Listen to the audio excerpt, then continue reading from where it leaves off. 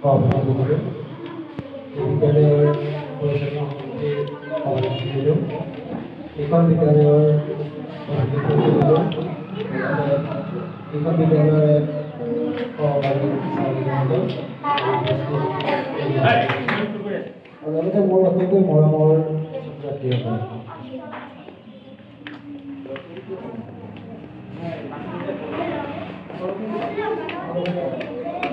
আজি পঞ্চম শ্ৰেণীৰ বিদায় নহয় জানো?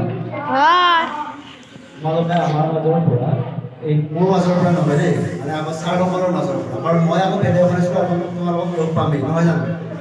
তো এইখন বিদ্যালয়ৰ পৰা তোমালোকে আজি বিদায় লৈ যাবা। ভাল লাগিছেনে? মনটো ভাল লাগিছেনে বেয়া লাগিছে? বেয়া লাগিছে। বেয়া লাগিবৰ একো নাই, ভালহে লাগিব লাগে। কাৰণ তোমালোকে এইখন বিদ্যালয়ত যোৱা 5টা বছৰৰ পঢ়া শুনা কৰিলা, বহুখিনি জ্ঞান আমাৰ ছাৰ বাইদেউসকলে তোমালোকক দিলে, আৰু সেই জ্ঞানখিনিৰে এই অভিজ্ঞতাখিনিৰে পুষ্ট হৈ এতিয়া তোমালোক বেলেগ এখন স্কুললৈকে উচ্চ শিক্ষাৰ কাৰণে নহয় জানো? গতিকে আজি এই সময়খিনি তোমালোকৰ কাৰণে অতি স্মৰণীয় সময়। এই সময়খিনি দুখ কৰিব লগা একো নাই। এইখিনি সময় মোৰ বোধেৰে আনন্দ কৰাৰ সময় যে আমি তোমালোকে ভাবিব লাগিব যে আমি সকলো উপযুক্ত হৈ তুলিছে।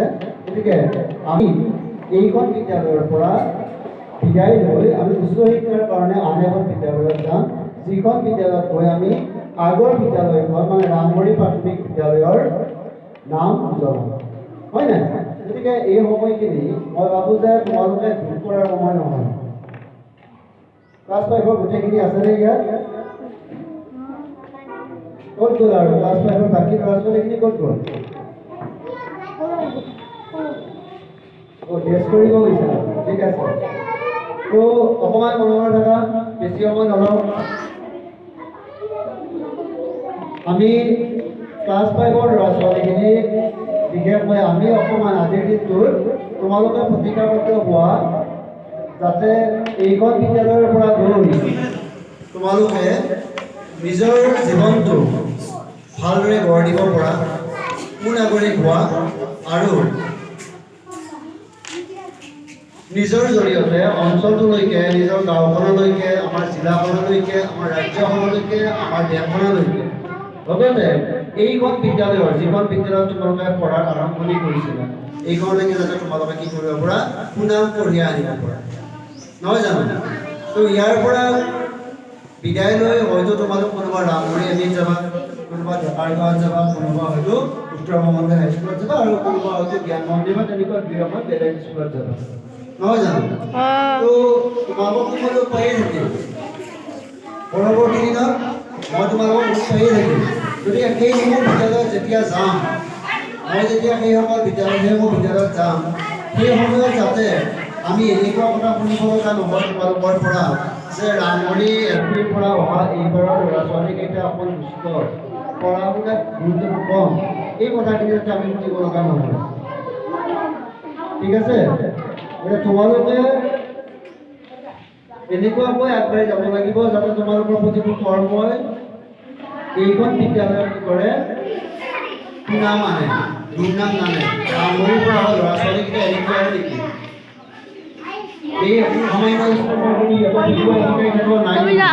এনেকুৱা ধৰণৰ কথা বতৰা আমাৰ বেলেগ ছাৰ বাইদেউসকলে কৰিব লাগিব, আৰু ভাল মানুহ হওঁ, ডাঙৰ মানুহ কৰিব লাগিব, নহয় জানো? গতিকে ৰাতিপুৱা গধূলি সঠিক সময়ত আমাৰ সঠিক কাম ফেৰা মানে পঢ়া শুনাখিনি কৰিব লাগিব। মোবাইলৰ ব্যৱহাৰ অকণ কমাই দিব লাগিব, নহয় জানো? মোবাইলটো চাব লাগিব, মোবাইল চলাব আমি থাকিব নোৱাৰোঁ, নহয়নে?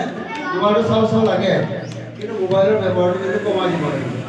যিমান পাৰি মোবাইলৰ ব্যৱহাৰ কমাই তোমালোকে পঢ়া শুনাত বেছি গুৰুত্ব দিব লাগিব, যাতে তোমালোকৰ জৰিয়তে তোমালোকৰ মা দেউতাৰ মুখত হাঁহি বিৰিঙে, তোমালোকৰ কৰ্মকাণ্ডই যাতে এইখন বিদ্যালয়ৰ ছাৰ বাইদেউসকলক বুকু ফিটাই ক'ব পাৰে যে আমাৰে ল'ৰা ছোৱালী আছিলে সেইসকল, নহয় জানো? গতিকে আজিৰ দিনটোত দুখ কৰিব নালাগে।